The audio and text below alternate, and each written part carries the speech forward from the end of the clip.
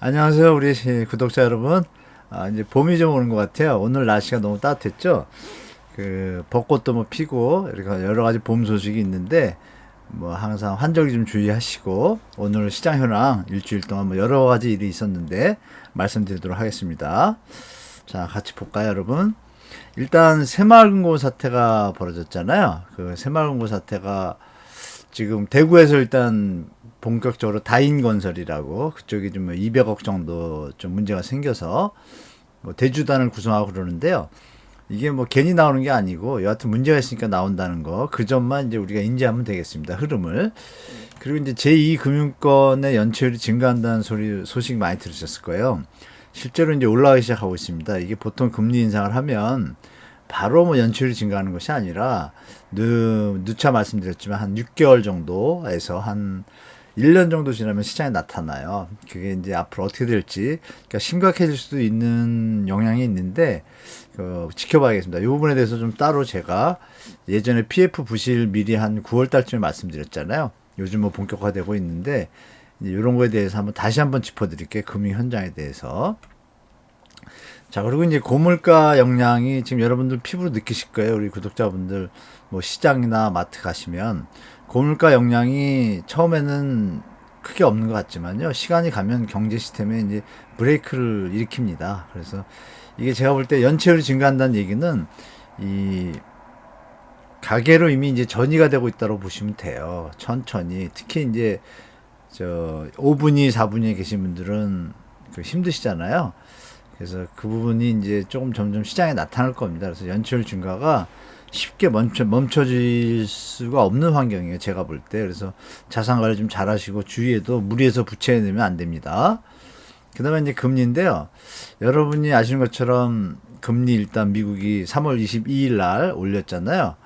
올렸는데 이게 중요한 게 뭐냐면 보통 한 달 보름 정도 텀인데 5월 2일, 3일이 또 금리 인상 FOMC 회의 날이에요. 그래서 여러분들이 불과 한 달 남았잖아요. 벌써 4월 지금 2일이니까 한 달 뒤에 또 금리 인상인데 인하할 일은 없을 것 같고 제가 볼 때 또 어쩌면 0.25 올리거나 아니면 동결할 것 같아요. 제가 볼 때 위기가 터지지 않는 한. 그럼 우리도 4월 달에 회의가 있거든요. 한은도. 과연 이때 이걸 어떻게 예측하냐. 동결할 수도 있지만 저는 올라갈 가능성이 좀 있다고 봐요. 0.25 정도. 근데 그게 이제 시장에 주는 영향이 크잖아요.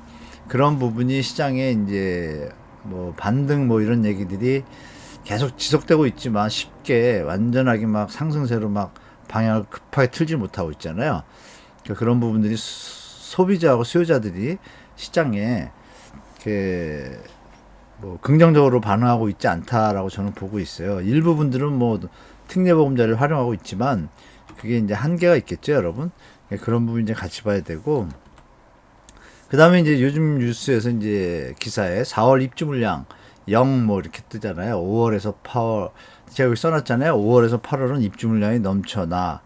그러니까 이거에 비하면 넘쳐났죠. 넘쳐나는데 예년의 평균입니다. 그래서 특히 지금은 하락기잖아요. 하락기고 전세 하락은 계속되고 있고 그 중에 입주량이 또 나오기 때문에 전세가 하락 요인은 더 증가하잖아요. 그러면 이런 부분들이 이제 시장에 좀 여러 가지 일이 있을 겁니다. 아마. 그리고 거래량 착시라 제가 이렇게 써놨는데 우리 구독자 한 분이 요거 좀 말씀해 달라고 그러셔가지고 이 거래량 착시라는 게 이제 어떤 의미냐면 일부 그 LH나 SH에서 매입 임대를 합니다. 매입 임대는 기관이 이제 매입을 하는 거잖아요. 그래서 사실은 일반 거래하고는 틀린 거죠. 근데 그 거래량이 부동산 우리 실거래가에 등재가 돼요. 옛날부터 뭐 몇몇 기자님들이 저한테 얘기 주시고 저도 알고 있었고 그거를 빼라고 얘기하는데 뭐 굳이 거기다 넣는 이유를 모르겠어요. 그래서 그게 한 100개 정도 돼요. 그래서 3월달 거래량 중에 100개는 실제 거래가 아니다 이렇게 보시면 됩니다. 자, 그 다음 초기 분양률 및 아파트 입주율 현황 제가 말씀드린데요. 보시는 것 같이 입주율이 요즘 뭐 조금 봄 이사철이라서 한 70%대로 서울은 올라갔는데 그 얘기는 뭐예요? 그럼 30% 남았다는 얘기잖아요. 빈집이. 근데 그게 잘 안 채워지고 있습니다. 문제는. 그래서 4월은 입주 물량이 적은데 이제 5월, 6월, 7월 되면서 입주 물량이 5월, 6월에 은평 수색하고 청량리 이쪽하고 해가지고 또 몇천 세대가 튀어나오고 또 8월 되면 또 한 3천 세대가 또 튀어나옵니다. 한 3,400세대. 좀 다음으로 입주율이 이렇게 좋고 분양률이 요즘 저조합니다. 여러분들이 보는 것처럼 양극화 현상이 많이 벌어지고 있잖아요.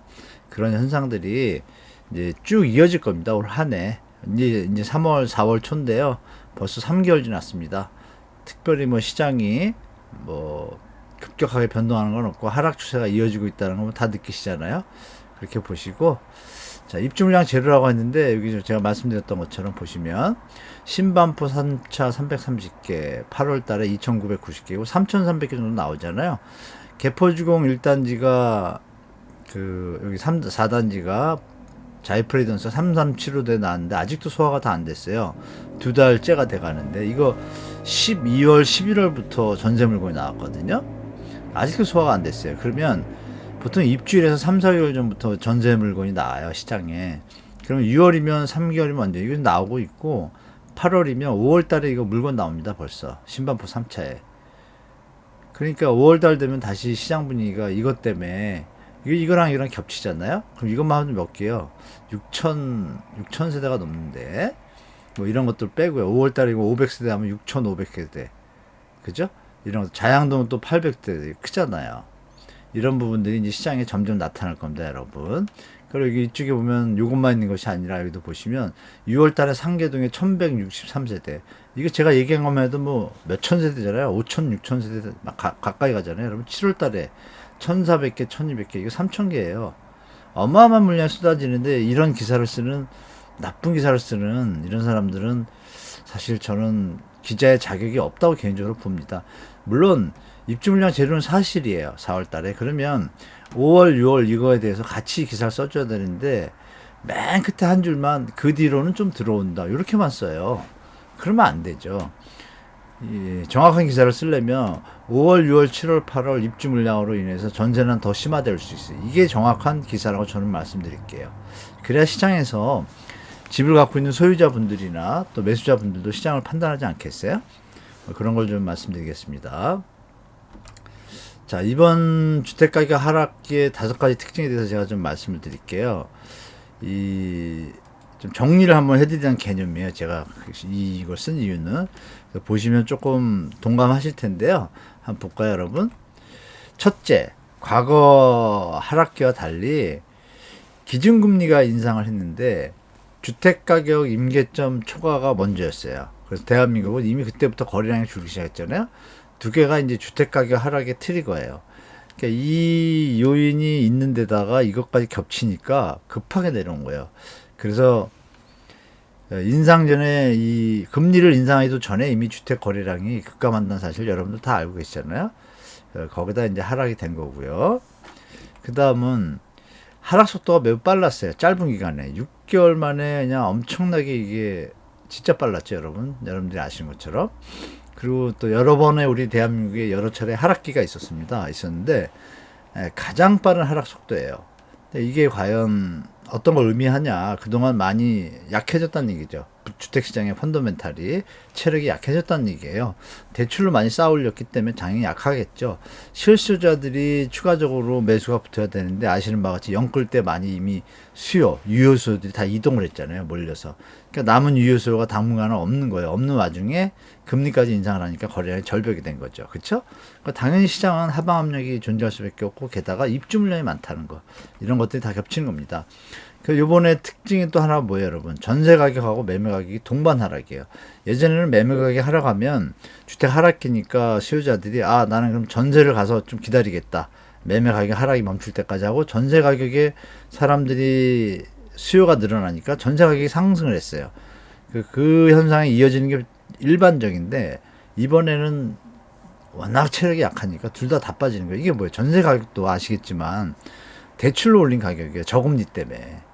그러니까 둘 다 펀더멘탈 기반이 약한 거예요. 약하니까 우리들이 미친 집값이라고 얘기했던 거고 이런 부분이 이제 같이 동반 하락이라는 최초의 형태가 대한민국 역사상 나타났다. 그러면 예전에 없던 일이잖아요. 그럼 뭔가 우리가 체크를 해보고 검토를 해봐야겠죠, 여러분. 예전과 분명히 다른 거예요. 자, 그 다음에 수도권 및 지방 주택시장이 보통 예전에는 규제 완화를 이렇게 양쪽을 피거나 둘을 피거나 할 때 약간의 이동성을 가지고 있었어요. 디커플링 현상. 특히 2008년도에는 서울은 많이 내려갔는데 서울 수도권은 지방은 주택가격이 별로 안 내려갔었습니다. 도리어 이제 전매 제한 완화하고 이런 것들을 다 풀어줘가지고 지방은 불이 났었어요. 뭐 불장이었죠, 사실은. 그런 거 다 기억하실 건데 2035분들은 잘 기억 안 나실 거예요. 근데 요번에 또 특이하게 동주화 현상이 벌어지고 있는 거예요. 전국적으로. 이게 이제 시작된 지 얼마 안 됐잖아요. 작년 하반기 때 서울 수도권 가격 내리기 전에 수도권이 먼저 가격이 하락이 됐고, 그 다음에 지방들이 따라오다가 서울이 이제 뒤늦게 따라가는 형태가 되잖아요. 지방 중에 6대 강시 일부는 좀 버텼어요. 버티다가 드디어 꺾였죠. 제가 말씀드린 대로. 자, 부동산 정보 이유가 뭐냐? 유튜브가 많이 발전한 거예요, 여러분. 여러분, 우리 구독자분도 지금 제 유튜브를 봐주고 계시지만, 저나 이 일반 유튜버 중에 이제 정확하게 구독자에 맞춰서 구독자가 같이 이 세상을 살아가는 동반자라고 생각하기 때문에 거짓말을 할 수가 없습니다. 그런데 아시는 바와 같이 언론은 그 사주가 있잖아요. 회사의 대표가 건설사를 운영하면 당연히 건설사 편을 들 수밖에 없잖아요. 그런 현상이 아시는 분은 아시겠지만 제가 언론사의 그 형태에서 건설사가 차지하고 있는 비중을 나중에 말씀드릴 텐데 은행들도 마찬가지입니다. 대부분이 그 대주주가 다 외국인이에요. 대한민국. 중간에 이거 하나 말씀드릴게요, 여러분. 최근에 제가 아시는 분이 좀 아주 뛰어난 분이 계신데 저한테 그런 얘기를 하시더라고요. 좀 뭐 글로벌 어떤 정보를 취하시는 분인데 우리 또 후배님도 말씀인데 은행 좀 안전한 데다 돈을 좀 옮겨라라고 다시 얘기를 하시더라고요. 그분 말씀이 뭐 한국산업은행이라든지 중소기업은행 이건 나라에서 보증쓰잖아요. 국가은행이니까 그런 은행에 맡기는 게 안전하지 않겠냐라고 귀뜸을 주시더라고요. 여러분들한테도 제가 그냥 귀뜸 드립니다. 자, 그럼 먼저 이거부터 좀 보겠는데요. 이 자주 보여드렸던 그림이죠. 직전 가격 대비 보시는 바와 같이 이쪽에 이제 우리가 1월 달이었죠. 이때가 밑에가 조금 보이실지 모르겠는데 1월 달부터 쭉 3월까지요. 1월 1일부터 3월 24일 이렇게 제가 써놨잖아요. 그러니까 점점 이제 1월 달에 이제 그 특례보금 자령이 시작되고 심사 과정이 끝나고 이때부터 심사 과정 통과한 분들은 바로 계약을 들어가니까 이때부터 올라가려고 애를 썼지만 막 뉴스 보도 나오고 이 점들이 좀 약해지고 있고 여기서 이런 상태였는데 지금 요걸 이제 3월만 보면 당연히 3월만 봐도 하락이 더 많잖아요. 아직도 3월 25일이에요. 이때가 풀로 거의 뽑았을 때 저번 주에 제가 말씀드렸죠. 저번 주인가.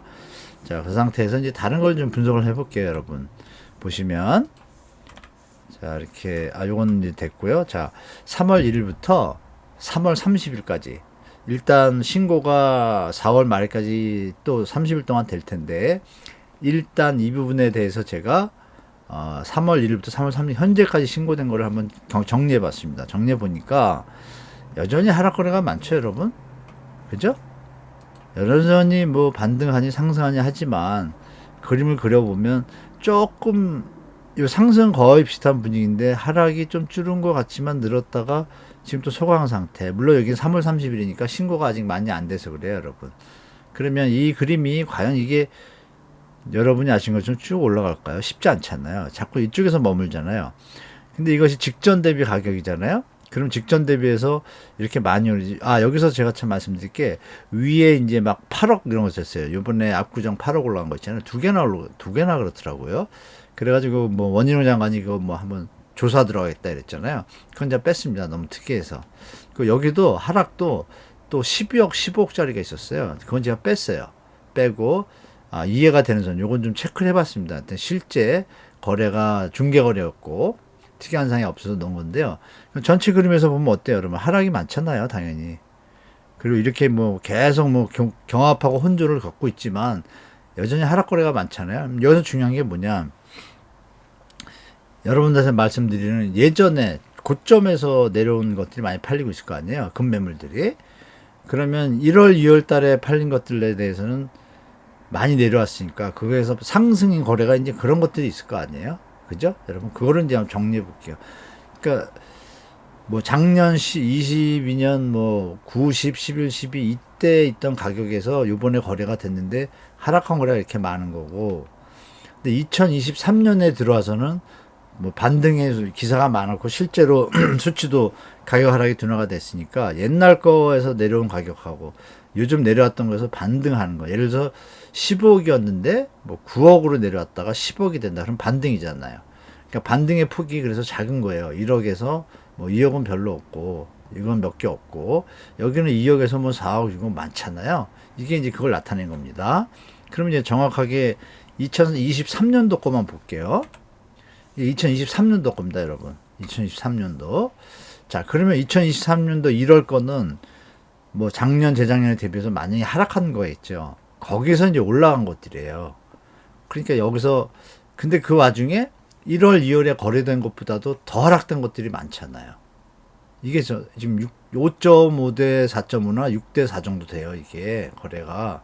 그러면 여전히 반등하는 것들에 대해서 야, 이게 어떻게 할까 계시지만 뭐 다 사람마다 취향이 다르고 특히 이 중에서 제가 하나 드릴 말씀이 집이 이제 하도 안 나가니까 경쟁력을 가지려고요.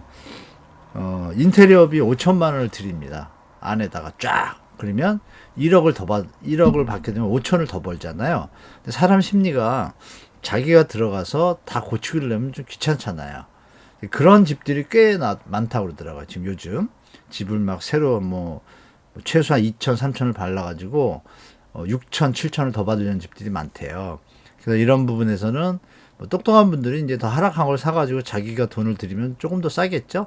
뭐 이런 현상이 벌어지고 있다. 그래서 여전히 1월, 2월보다도 하락한 거래들이 50%, 60%인데 어떻게 이게 이어가겠어요? 계속 지금 경합하고 있고 결정적으로 말씀드리는 특례보금자리랑 끝나면 이게 좀 줄겠죠, 여러분? 저는 그렇게 보고 있습니다. 자, 전국 매매강의 동향 말씀드리겠습니다. 자, 반등 많이 했습니다. 3월 5주차로 제가 표현했는데요. 보시면 반등이 이제 많이 됐죠, 이렇게 쭉. 근데 여기서 폭이 줄는 속도가 좀 늦죠? 여기 좀 많이 쭉 1, 2월에 많이 올랐다가 좀 줄었고, 그리고 또 수도권도 많이 줄은 것 같지만 사실 여기서 이제 이러고 있고, 마찬가지로 비슷해요, 그림이. 자, 서울도 여기서 확 줄었다가 줄은 폭이 좀 약해지고 있습니다. 근데 이거는 우리 아까 말씀드린 뭐 입주 물량 없다라는 기사라든지 이런 것들이 뭐 다 보태진 거고, 그러면 제가 말씀드렸잖아요. 8월 달에 3,500세대, 4,000세대 들어오는데 5월 달에 8월 달에 들어오지만 5월부터 물건이 나온다 그랬잖아요. 그럼 5월부터 또 물건이 나오면 이게 또 약세로 바뀔 수도 있어요, 여러분. 이렇게 보시고, 자, 5주차 전세 가격 볼까요? 전세 가격은 보시는 바와 같이 똑같이 그림 비슷해요. 줄이고 있습니다. 줄이고 있는데 여전히 전세는 좀 매물이 줄었어요. 그 대신에 이제 매매 거래 물량이 많이 늘었는데 그건 좀 이따 말씀드리고, 자, 그림 뭐 비슷합니다, 여러분. 줄이고 있는 건 마찬가지예요. 마찬가지인데 이게 줄여서 여기를 돌파해야겠죠, 여러분. 돌파하려면 이 계산으로 하면 한 2달 남았는데 2달 뒤에는 상황이 어때요, 여러분? 말씀드린 대로 입주 물량도 나오고 또 제가 뭐 말씀드렸죠? 입주 물량도 또 나오고 제가 까먹었습니다. 자, 이렇게 입주 물량이 나오면 특례보금자리론이 이제 소진되는 때니까 좀 힘이 약해지겠죠? 그렇게 보시고, 그리고 이제 대출 연체율이 늘어나고 있고 물가 고물가로 인한 가처분소득 감소의 현상이 이제 점점 나타날 겁니다, 여러분. 은행 연체율이 증가하는 이유가 그거잖아요. 종합적으로 보시면 그렇게 보시면 될 것 같습니다. 6대 강시는 어떤 거 볼까요? 6대 강시도 약간 다 줄였습니다. 줄이는데 여기서 이제 인천 광주가 이제 조금 매매 하락이 조금 다시 보시면 광주가 못 줄였어요. 매매가. 이건 뭐냐면 뭐 가격에 대한 저항이라고 봐요, 저는. 그리고 이제 또 이어서 인천이 쭉 이제 그동안 너무 많이 내려왔으니까 올라가다가 여기 보시면 여기 파란 선하고 여기가 이렇게 꺾였잖아요. 그러니까 이미 조금만 가격이 더 높으면 사람들이 안 가는 거예요, 이제는. 매매 효과가 많이 올랐지만 안 찾아가는 겁니다. 그래서 이 매매가 변동률이 4월까지는 강세로 여기까지도 갈 것 같아요. 4월까지. 근데 5월 되면서 뭐 이렇게 올라갔다 할지라도 그 다음부터는 이제 그림이 다시 내려올 거라고 예측은 저는 하고 있습니다. 같이 뭐 시장 보시면 될 것 같습니다. 자, 그리고 대구, 부산, 광주, 울산 전세가의 하락폭, 전세는 어떤가? 전세는 어때요? 거의 뭐 0.3, 0.5니까 큰 변화가 없습니다. 울산 좀 크고요. 또 많이 줄이질 못했죠, 여러분? 전세 가격은. 그만큼 시장에 수요자가 많이 없다는 얘기입니다. 자, 매물 현황 볼까요, 여러분?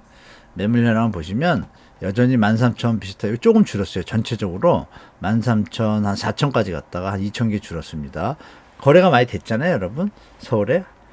전달, 이번 달에 가지고 한 3,000개 늘었으니까 그거 소화된 건 맞습니다. 그래도 많이 안 늘었는데 중요한 건 뭐냐면 아파트 매매 매물은 늘어난 거예요, 이렇게. 이게 이제 아이러니가 5만 개였었는데, 1월 달에. 그죠? 1월 10일 날 5만 개였는데, 지금 6만 1,200개입니다. 매물이 만 개가 늘었어요, 만 개가. 1월 달부터.